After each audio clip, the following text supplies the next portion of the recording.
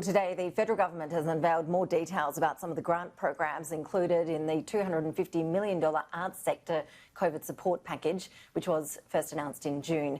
Joining us live now is the Arts Minister, Paul Fletcher. Appreciate your time, Minister. Applications for these grants don't open until the end of this month. When will the money that you've announced actually start flowing to the industry? Well, what we need to do is go through a process where we're calling for applications and people can start making their applications from 31 August and we'll then consider them in a rolling process.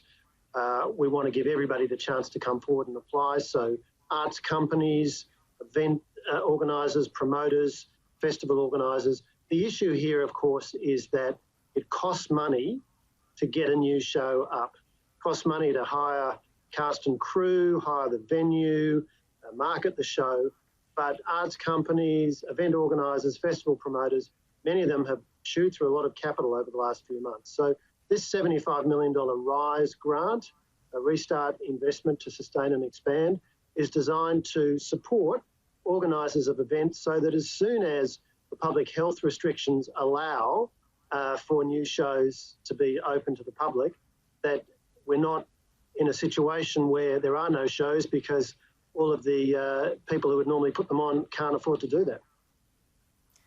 You're right, staging these shows does take money. It also takes time to plan. So again, when is the soonest that these grants will be approved? When will that money start flowing? Well, it'll be a rolling period from 31 August when applications can start to come in.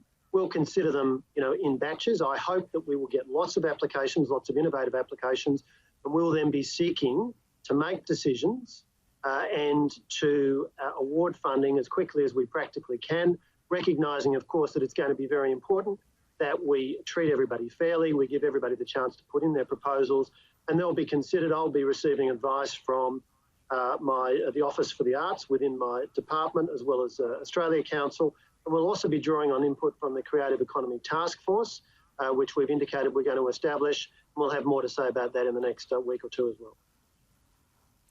So again, though, Minister, when can people in this sector expect to start getting money? I understand the deadlines, that the grant process can kick off in terms of applications opening at the end of the month. You've just explained to us the process to approve those grants, but how quickly can people get money in their pockets to get going again?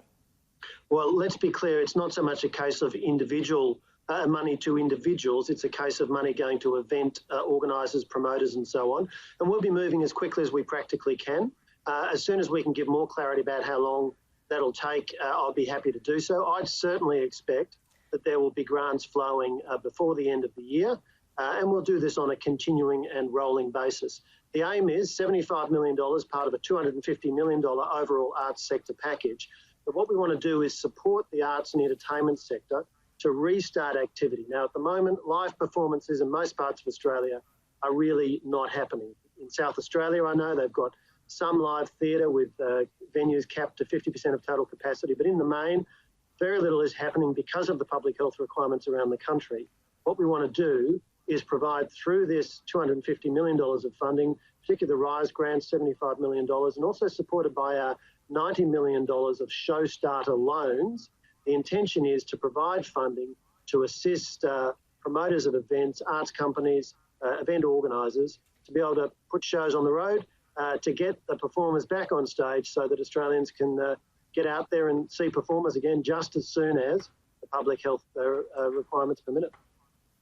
Okay, so does that mean that from that $250 million package that was announced back in June, none of it has actually been spent, and you're saying that it's feasible that none of it will actually be spent by the end of the year, considering that the arts sector was one of the very first sectors to be completely decimated by the COVID-19 shutdowns back in March? I mean, that's what, at least 9 months until the program. Well, let's be clear. We've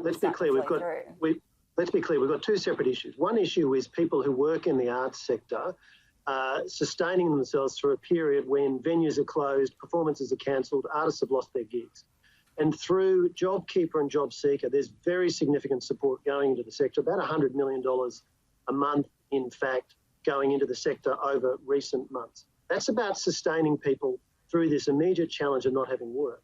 What we're also doing, though, with this forward-looking $250 million package is putting in place the support to stimulate arts activity restarting as soon as the public health restrictions allow. So it's $250 million to be spent over 2020-21, so over this 12-month period. So we are moving quickly. We've moved quickly to get the grant guidelines issued as we have done today. Of course, we've had to go through proper government processes, which is what you'd expect when governments are responsible with public money. But the grant guidelines are now out there. Applications will open 31 August, and we'll be moving as quickly as we can so that people who are in a position to put on a show can get funding support. We'll be assessing on criteria like number of jobs that'll be generated, and of course we'll be seeking to have a fair balance of the funds across different states and territories, different art forms and so on. So a lot of work to do. Minister, I've spoken with a significant player in the live music industry this morning, and his view of the announcements that have been made up to this point was to describe them as absolute tokenism. He was warning if this money does take another few months to flow through to businesses, then a lot of those businesses in his sector will have gone broke by then. There seems to be a real concern that there are too many layers of bureaucracy which have prevented this money going through. You've mentioned the Creative Economy Task Force, which will be advising you on all of this, which again was announced back in June, but here we are almost 7 weeks on. And I understand you haven't actually appointed people to that task force. You also announced a loan scheme. And again, I understand that you're still figuring out the terms of the loan scheme with the banks.